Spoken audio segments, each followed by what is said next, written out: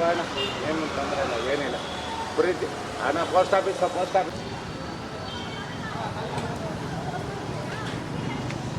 ಎಲ್ಲ ಕಳ್ಳ ರೆಡಿಮೇಡಾ?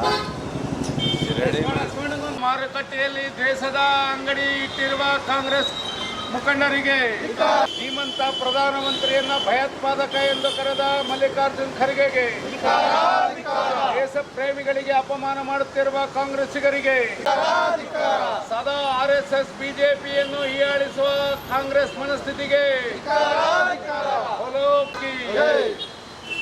ವಿಶ್ವವಂದಿತ ನಾಯಕ ನರೇಂದ್ರ ಮೋದಿಗೆ ಅಪಮಾನ ಮಾಡಿರುವ ಮಲ್ಲಿಕಾರ್ಜುನ್ ಖರ್ಗೆಗೆ, ಕಾಣಿಸುತ್ತಿರುವ ಪ್ರಿಯಾಂಕಾ ಖರ್ಗೆಗೆ, ದ್ವೇಷದ ಅಂಗಡಿಯನ್ನು ಇಡುತ್ತಿರುವ ಕಾಂಗ್ರೆಸ್ ನಾಯಕರಿಗೆ,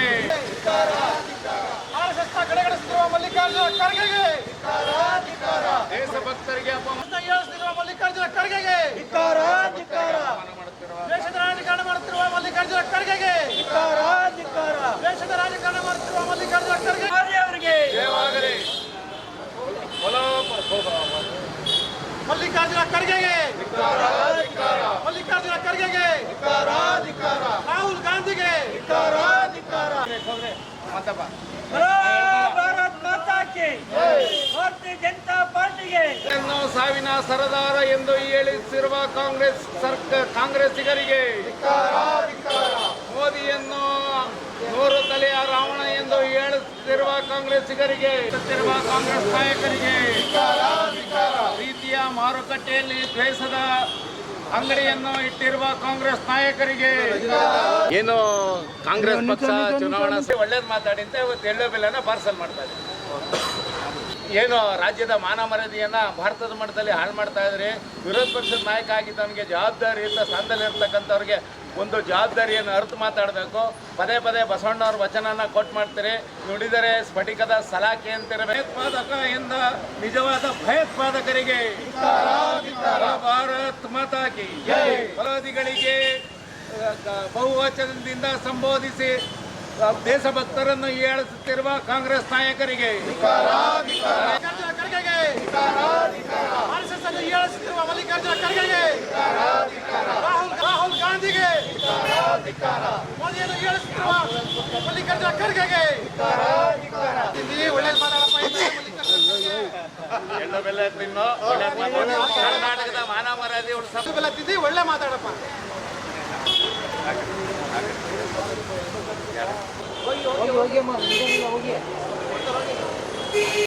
ಇವತ್ತೇನು ಅಂತಂದರೆ, ಕಾಂಗ್ರೆಸ್ ಪಕ್ಷ ಚುನಾವಣಾ ರ್ಯಾಲಿನಲ್ಲೂ ಕೂಡ ಏನು ಮೊಹಬ್ಬತ್ ಕಾ ದುಕಾನ್ ಅಂತ ಹೇಳಿ ಒಂದು ಪ್ರೀತಿ ಅಂಗಡಿಯನ್ನು ಮಡಗಿದ್ದೀವಿ ನಾವು.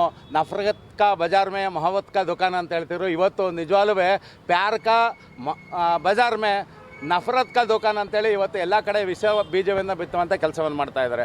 ಇವತ್ತು ವಿಶ್ವವಂದಿತ ನಾಯಕ ಅನೇಕ 10 ರಾಷ್ಟ್ರಗಳು ಇವತ್ತು ಅವರ ದೇಶದ ಅತ್ಯುನ್ನತ ನಾಗರಿಕ ಪ್ರಶಸ್ತಿಯನ್ನು ನರೇಂದ್ರ ಮೋದಿಯವರು ಕೊಟ್ಟು ಇವತ್ತು ವಿಶ್ವದಾದ್ಯಂತ ಭಾರತ ಕೀರ್ತಿಯನ್ನು ಪ್ರಪಂಚದಾದ್ಯಂತ ಎತ್ತಿಡ್ತಿರ್ತಕ್ಕಂಥ ಏಕೈಕ ವ್ಯಕ್ತಿ ಅಂತಂದ್ರೆ ನರೇಂದ್ರ ಮೋದಿಯವರು.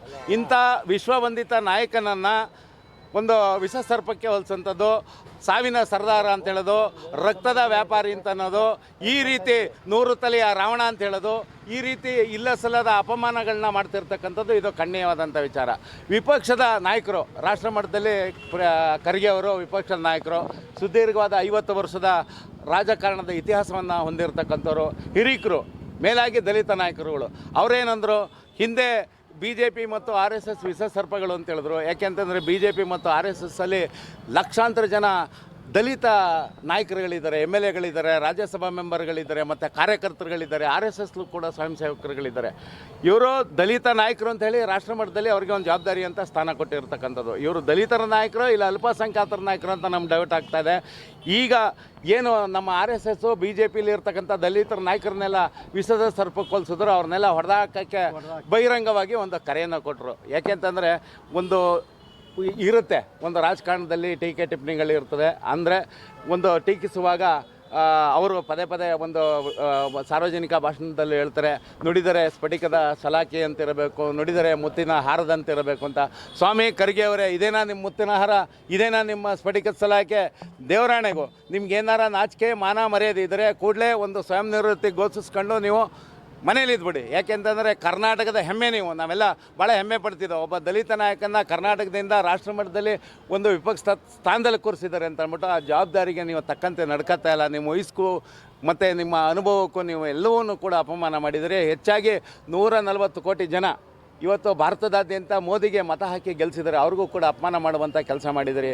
ಮಹಿಳೆಯರ ಬಗ್ಗೆ ಮಾತಾಡ್ತೀರಿ, ಮಹಿಳಾ ಮೀಸಲಾತಿ ಬಗ್ಗೆ ಮಾತಾಡ್ತೀರಿ. ನಿಮ್ಮದೇ ಪಕ್ಷದ ಒಬ್ಬ ಸಂಸದ ಏನಾರ ಮಹಿಳೆಯರು ರಾಜಕೀಯದಲ್ಲಿ ಉದ್ಧಾರ ಆಗಬೇಕು ಅಂದರೆ ರಾಜಕಾರಣಿಗಳ ಬೆಡ್ರೂಮ್ನಿಂದ ಬರಬೇಕು ಅಂತ ಹೇಳಿ ಒಂದು ತೀವ್ರನಾದ ಮಹಿಳೆಯರಿಗೆ ಅಪಮಾನ ಮಾಡುವಂಥ ಹೇಳಿಕೆಯನ್ನು ಕೊಟ್ಟಿದ್ದಾರೆ. ಇದೇನಾ ನೀವು ಮಹಿಳೆಯರು ಕೊಡೋಂಥ ಮರ್ಯಾದೆ? ಅದಕ್ಕೆ ಇವತ್ತು ಎಳ್ಳು ಬೆಲ್ಲ ತಿಂದು ಒಳ್ಳೇದು ಮಾತಾಡಿ ಅಂಥೇಳಿ ನಮ್ಮ ಕರ್ನಾಟಕದ ಸಂಸ್ಕೃತಿ ಸಂಕ್ರಾಂತಿ ಹಬ್ಬದಲ್ಲಿ ಏನು ಮಾಡ್ತೀವಿ, ಮಲ್ಲಿಕಾರ್ಜುನ್ ಖರ್ಗೆ ಅವರಿಗೆ ಎಳ್ಳು ಬೆಲ್ಲವನ್ನು ಪಾರ್ಸಲ್ ಮಾಡ್ತಾಯಿದ್ದೀವಿ. ದಯವಿಟ್ಟು ಸ್ವಾಮಿ ನೀವು ಹಿರಿತನ, ಜ್ಯೇಷ್ಠತೆ, ನಿಮ್ಮ ರಾಜಕೀಯ ಅನುಭವ ಎಲ್ಲಕ್ಕೂ ಬೆಲೆ ಕೊಟ್ಟು ನೀವು ಮುಂದಾದರೂ ಒಂದಿನ ನೀವು ಸರಿಯಾಗಿ ಒಳ್ಳೆಯ ಮಾತಾಡಿ. ಯಾಕೆಂದರೆ ಬಸವಣ್ಣನ ನಾಡಿನ ಬಂದಂಥವ್ರು ನೀವು.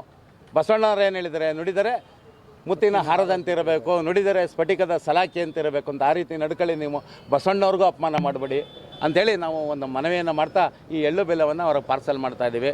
ಮತ್ತು ಏನು ಅಂತಂದರೆ ಇವತ್ತು ಎಲ್ಲ ಹೆಣ್ಮಕ್ಳ ವಿಚಾರದಲ್ಲಿ ಡಿಲಿಮಿಟೇಷನ್ ಮಾತಾಡಿದ್ರು.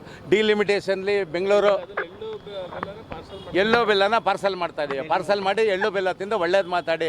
ದೇಶದಲ್ಲಿ ಎಲ್ಲದಕ್ಕೂ ಕೂಡ ಖಂಡನೆ ಮಾಡಿದ್ರು. ಈಗ ಕಾಮನ್ ಸಿವಿಲ್ ಕೋಡು ಅಪೋಸ್ ಮಾಡಿದ್ರು. ಕೋವಿಡ್ ಇಂಜೆಕ್ಷನ್ ಕೊಟ್ಟಾಗಲೂ ಕೂಡ ಅವ್ರು ಅಪೋಸ್ ಮಾಡಿದ್ರು. ಹಾಕಿಸ್ಕೊಬೇಡಿ ಅಂತ ಹೇಳಿದ್ರು. ಈ ರೀತಿ ದೇಶದಲ್ಲಿ ರಾಮ ಮಂದಿರ ಕಟ್ಟಾಗಲೂ ಅಪೋಸ್ ಮಾಡಿದ್ರು. ಈ ರೀತಿ ದೇಶದಲ್ಲಿ ಯಾವ್ಯಾವ ಒಳ್ಳೆ ಕೆಲಸ ಆಗುತ್ತೆ ಅವೆಲ್ಲವನ್ನೂ ಕೂಡ ವಿರೋಧ ಮಾಡದೆ ವಿರೋಧ ಪಕ್ಷದ ಕೆಲಸ ಅಂತ ತಿಳ್ಕೊಬಿಟ್ಟಿದ್ದಾರೆ. ಇನ್ನು ಮುಂದಾದರೂ ಈಗ ಅರೆನಗ್ನ ಆಗಿದ್ದಾರೆ, ಮುಂದೆ ಪೂರ್ಣ ನಗ್ನ ಆಗೋದು ಬೇಡ. ಹಾಗಾಗಿ ಎಳ್ಳು ಬೆಲ್ಲ ತಿಂದು ಒಳ್ಳೆ ಮಾತಾಡಿ ಅಂತ ಹೇಳಿ ಮನವಿ ಮಾಡ್ತಾ ಇದ್ದೀವಿ.